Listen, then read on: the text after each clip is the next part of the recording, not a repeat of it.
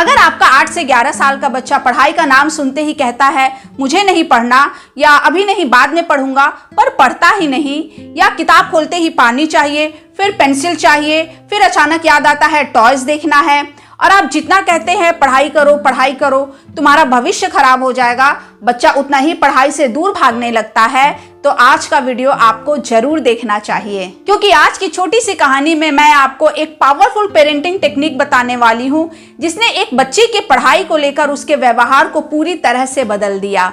माँ ने सिर्फ एक चीज बदली, बच्चे को थोड़ी ओनरशिप दे दी। दोस्तों, रिसर्च में भी पाया गया है कि जब माता पिता बच्चों को कुछ सीमाओं के भीतर चॉइसेस और ऑटोनॉमी देते हैं तो होमवर्क मोटिवेशन, एंगेजमेंट और सेल्फ एफिशिएंसी बेहतर हो सकते हैं।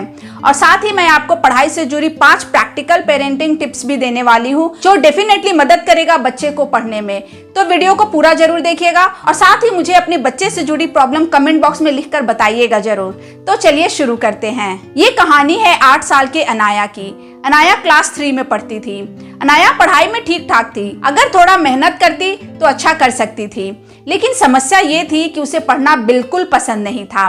शाम को जैसे ही उसकी माँ कहती अनाया चलो पढ़ने बैठो, अनाया का तुरंत जवाब आता मुझे नहीं पढ़ना। फिर माँ कहती बस आधा घंटा पढ़ लो, अनाया बोलती नहीं।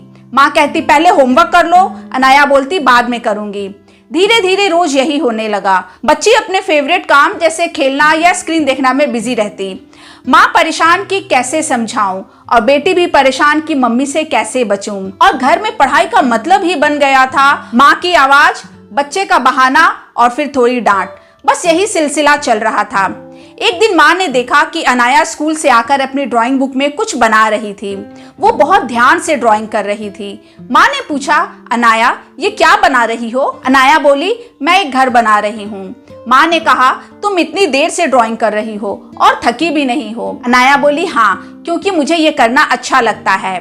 बस यहीं से माँ को एक बात समझ में आ गई, अनाया के पास कंसंट्रेशन की कमी नहीं थी। समस्या ये थी कि जिस काम को करने में अपना कंट्रोल महसूस होता था और जिसमें हारने का या गलत होने का कोई डर नहीं था, उसमें वो आसानी से ध्यान लगा रही थी। लेकिन पढ़ाई उसके दिमाग में एक ऐसी एक्टिविटी बन चुकी थी कि ये वो काम है जो मम्मी मुझे जबरदस्ती करवाती है। और यहीं से माँ ने एक छोटा सा एक्सपेरिमेंट शुरू किया। अगले दिन उन्होंने कहा अनाया आज तुम्हें एक काम खुद डिसाइड करना है। अनाया ने पूछा क्या? माँ बोली आज तुम 20 मिनट पढ़ोगी या 25 मिनट, ये तुम डिसाइड करो। अनाया ने तुरंत कहा 20 मिनट। माँ ने कहा ठीक है, लेकिन इस 20 मिनट में तुम क्या पढ़ोगी ये भी तुम ही चुनो, मैथ या इंग्लिश। अनाया ने कहा इंग्लिश। माँ ने फिर सिर्फ इतना कहा ठीक है, खुद टाइमर लगा लो और शुरू करो।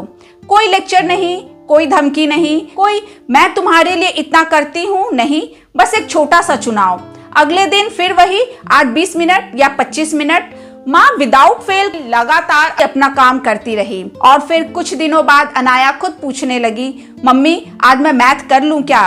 अब पढ़ाई सिर्फ मम्मी का आदेश नहीं था, अब उसमें अनाया का फैसला भी शामिल था। और यही आज की पूरी कहानी का सबसे बड़ा साइकोलॉजिकल पॉइंट है। बच्चे से हर बार पढ़ोगे या नहीं मत पूछिए, बल्कि उसे कैसे पढ़ोगे ये चुनने का मौका दीजिए। लेकिन चॉइस का मतलब बच्चे को पूरी छूट देना नहीं है।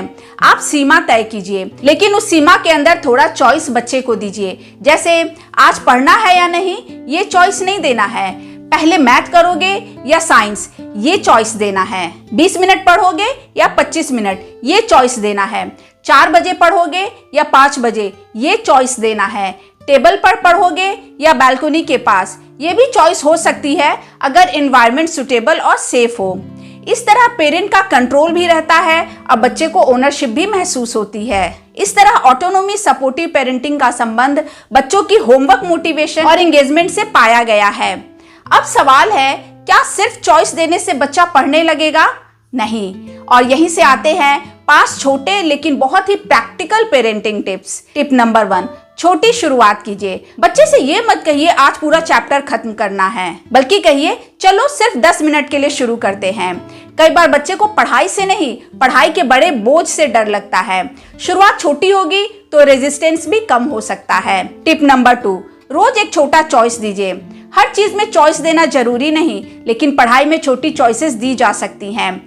जैसे पहले होमवर्क या बुक रीडिंग करोगे, मैथ्स या इंग्लिश, 15 मिनट अभी या 15 मिनट डिनर के बाद। ध्यान रखिए चॉइस 2 विकल्पों के अंदर होनी चाहिए, अनलिमिटेड नहीं। चॉइस से बच्चा महसूस करता है कि मुझसे पढ़ाई करवाई नहीं जा रही है, मैं भी इसमें डिसीजन ले रहा हूँ। टिप नंबर 3, हर बार गलती पर तुरंत मत कूदिए। बच्चा अगर सवाल गलत कर दे तो तुरंत उससे ये मत कहिए कि इतना आसान भी तुम्हें नहीं आता, बल्कि गलती पर एक सवाल पूछिए, तुम्हें कैसे लगा कि आंसर ये होगा।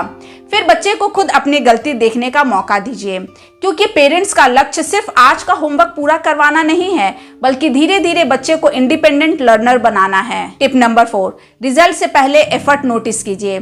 अगर बच्चा 10 सवाल में से सिर्फ 6 ही सही करता है तो बातचीत सिर्फ मार्क्स तक सीमित मत रखिए। उसको बोलिए, आज तुमने बिना याद दिलाए खुद बैठकर काम शुरू किया, ये अच्छी बात है। या आज तुमने मुश्किल क्वेश्चन छोड़ने के बजाय दोबारा ट्राई किया, वेरी नाइस। बच्चों को ये समझ में आना चाहिए कि मेरी कोशिश भी दिखाई देती है। इससे लर्निंग को सिर्फ मार्क्स से जोड़ने के बजाय एफर्ट और प्रोग्रेस से जोड़ने में मदद मिलता है। टिप नंबर 5, पढ़ाई के समय टीचर नहीं कोच बनिए।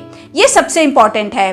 अगर बच्चा पढ़ रहा है तो हर 2 मिनट में ये क्या किया, वो क्या किया, इतनी देर क्यों लग रही है, ये मत पूछिए। अगर जरूरत हो तो उसके पास जाइए और बच्चे से पूछिए तुम्हें कहाँ हेल्प चाहिए, और जहां वो खुद कर सकता है वहां तुरंत उसका काम अपने हाथ में मत लीजिए। रिसर्च में भी एलिमेंट्री एज ग्रुप के बच्चों के होमवर्क एंगेजमेंट के साथ पेरेंट्स के ऑटोनोमी सपोर्ट का पॉजिटिव संबंध पाया गया है।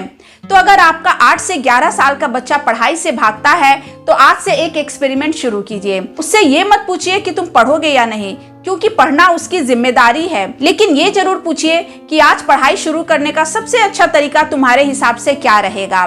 शुरुआत में शायद बच्चा बोलेगा मुझे नहीं पता, कोई बात नहीं, 2 ऑप्शन दीजिए। धीरे धीरे बच्चा सीखने लगेगा कि पढ़ाई सिर्फ मम्मी पापा की जिम्मेदारी नहीं है, मेरी भी रिस्पॉन्सिबिलिटी है। और पेरेंटिंग का असली गोल भी यही है, बच्चे को हर दिन पढ़ाने वाला पेरेंट नहीं बनना, बल्कि धीरे धीरे ऐसा बच्चा तैयार करना जो एक दिन खुद कहे मुझे पता है मुझे क्या पढ़ना है और मैं खुद शुरू कर सकता हूँ। सो दोस्तों, अगर आपको लगता है कि आपके घर में भी पढ़ाई को लेकर रोज यही संघर्ष होता है तो इस वीडियो को सेव कर लीजिए, क्योंकि बच्चों को पढ़ाई के लिए सिर्फ प्रेशर नहीं, सही साइकोलॉजिकल एनवायरनमेंट भी चाहिए। और याद रखिए, बच्चों को पढ़ाई के लिए धक्का देने से ज्यादा पावरफुल है उसे पढ़ाई की जिम्मेदारी धीरे धीरे महसूस करवाना। सो डियर पेरेंट्स, अगर ये वीडियो आपको अच्छा लगा, यूजफुल लगा, तो मुझे कमेंट बॉक्स में यस लिखकर बताइएगा जरूर, और अगर अच्छा नहीं लगा तो आप मुझे नो भी लिख सकते हैं।